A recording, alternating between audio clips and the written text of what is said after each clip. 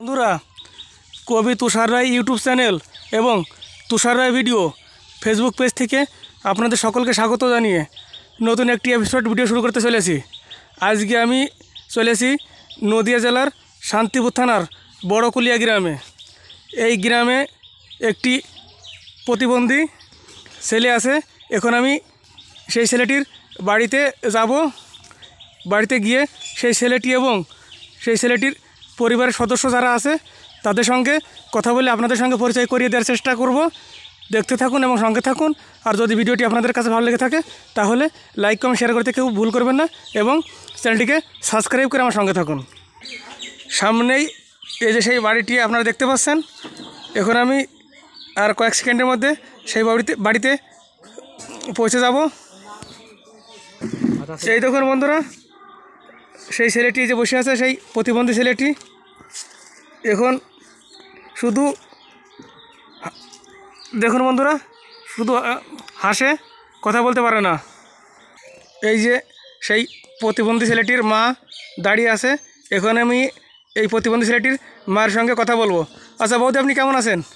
আমি ভালো, মোটামুটি। এই ছেলে নিয়ে আর কি করে ভালো থাকবো। আচ্ছা, প্রথমে আপনার নামটি বলবেন। শ্রাবন্তী বিশ্বাস। শ্রাবন্তী বিশ্বাস। আচ্ছা, বলছি এই যে আপনার ছেলের বয়স কত? আমার ছেলের বয়স 12 বছর চলছে।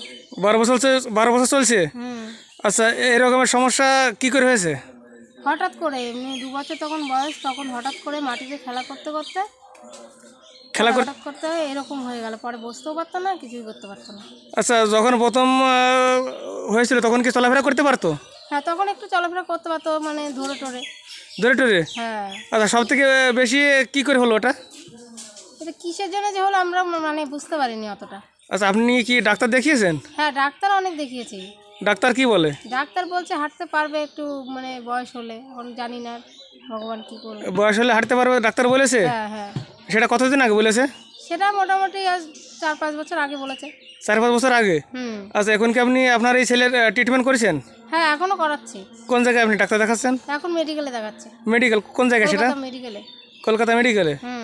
আচ্ছা, বলছি আপনার পরিবারের সদস্য সংখ্যা কত মোট? 4 জন। 4 জন? কে কে আছে? আমি, আমার স্বামী, আমার ছেলে, আমার মেয়ে। আচ্ছা, বলছি আপনার স্বামী কি কাজ করে?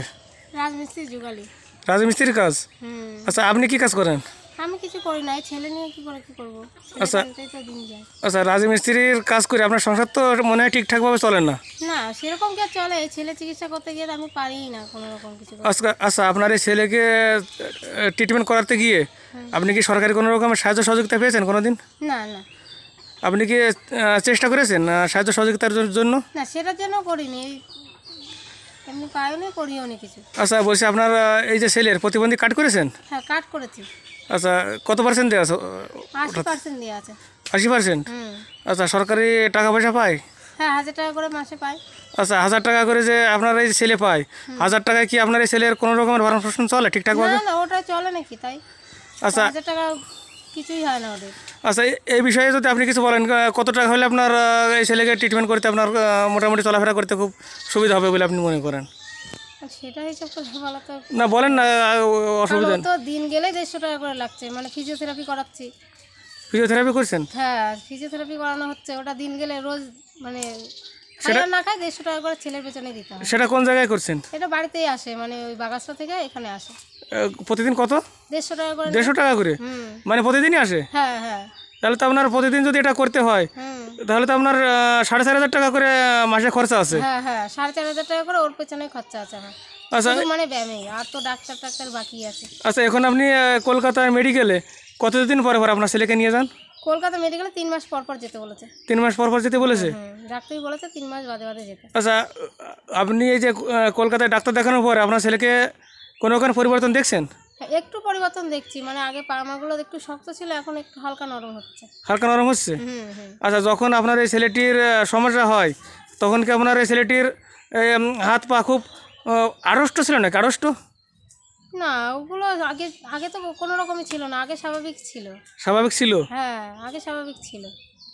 আচ্ছা। হাঁপুর করে বেড়াতো, উঠে দাঁড়াতো ধরে। আচ্ছা, আপনার এই ছেলেটি যখন সমস্যা হয় তখন কি আপনি সঙ্গে সঙ্গে ডাক্তার দেখান নাই? হ্যাঁ হ্যাঁ, সঙ্গে সঙ্গে দেখিয়েছিলাম।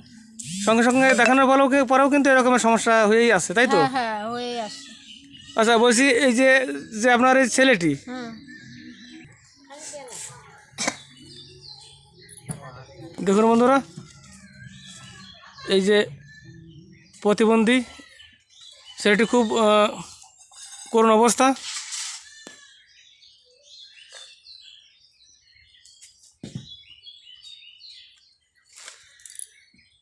কি বলবো, আমার বলার তেমন ভাষা নাই। দেখুন বন্ধুরা, আমাদের সমাজে অনেক প্রতিবন্ধী আছে, সেই প্রতিবন্ধী মানুষদের সাহায্য করার মতন কেউ নাই। এই যে সরকার থেকে যে 1000 টাকা প্রতিবন্ধীদের অনুদান দেওয়া হয়, এই 1000 টাকায় আমার মনে হয় না যে এই যে হাঁড়ির জল গরম হয়, জল গরম হওয়ার আগেই সেই টাকা শেষ হয়ে যায়। দেখুন, তাই আমি সরকারের কাছে বলবো, আমাদের সমাজে যে সমস্ত প্রতিবন্ধী ছেলে মেয়ে কিংবা বয়স্ক মানুষজন আছে, তাদের জন্য এই প্রতিবন্ধী ভাতাটা বাড়িয়ে দেওয়ার জন্য। এই প্রতিবন্ধী ভাতা না বাড়িয়ে দেওয়া হলে আমাদের সমাজে যে সমস্ত প্রতিবন্ধী ছেলেমেয়েরা আছে তারা ভেসে যাবে। দেখুন বন্ধুরা, আমাদের এই ভারতবর্ষেই শুধু প্রতিবন্ধী ভাতা কম, যেমন অস্ট্রেলিয়া, আমেরিকা, এই সমস্ত দেশে প্রতিবন্ধীদের ভাতা যেভাবে বাড়ানো হয়েছে, এই প্রতিবন্ধী যে পরিবারে আছে সেই পরিবারের মানুষজনদের কোনো কিছু কাজ করে খেতে হয় না। এই প্রতিবন্ধীর টাকায় তাদের সংসারটা ঠিকঠাকভাবে চলে। দেখুন বন্ধুরা,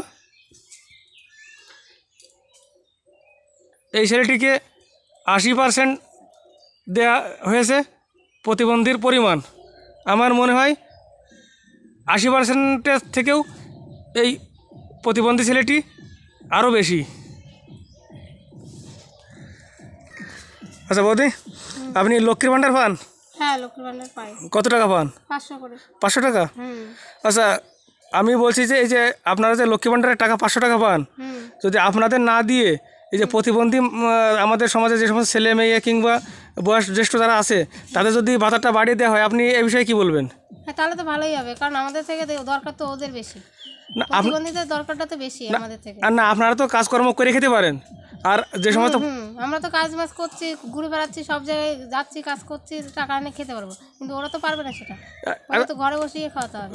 ঘরে বসে খাওয়াতে হবে। যদি এই আমার মনে হয় যে আপনাদের মতোই যে অনেকেই লক্ষ্মী ভাণ্ডার পায়, এই লক্ষ্মী ভাণ্ডারটা আমি বলছি না যে একেবারে বন্ধ করে দিক, এই লক্ষ্মী ভাণ্ডারও আপনাদের দিক। আর প্রতিবন্ধী আমাদের সমাজে যে সমস্ত কাকু জেঠু কিংবা ভাই বোন আমাদের ছেলে মেয়ে যারা আছে তাদের যদি ভাতাটা বাড়িয়ে দেয় তাহলে তো আমার মনে হয় খুব ভালো হয়। হ্যাঁ হ্যাঁ, সেটা করলে বেশি ভালো হয়। আচ্ছা, এই বিষয়ে যদি আপনি কিছু বলেন।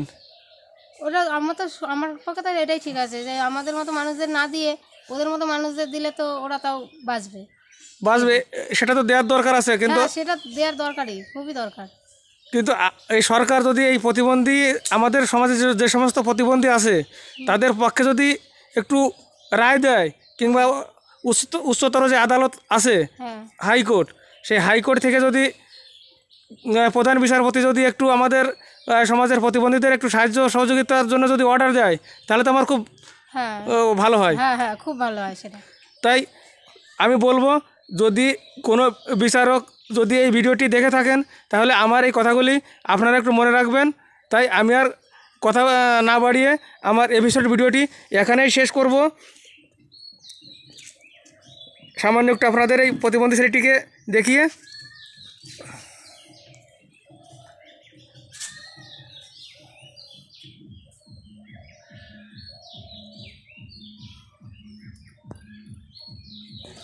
দেখুন বন্ধুরা, দুস্থ একটি পরিবার, ঠিকঠাকভাবে ঘরও নাই,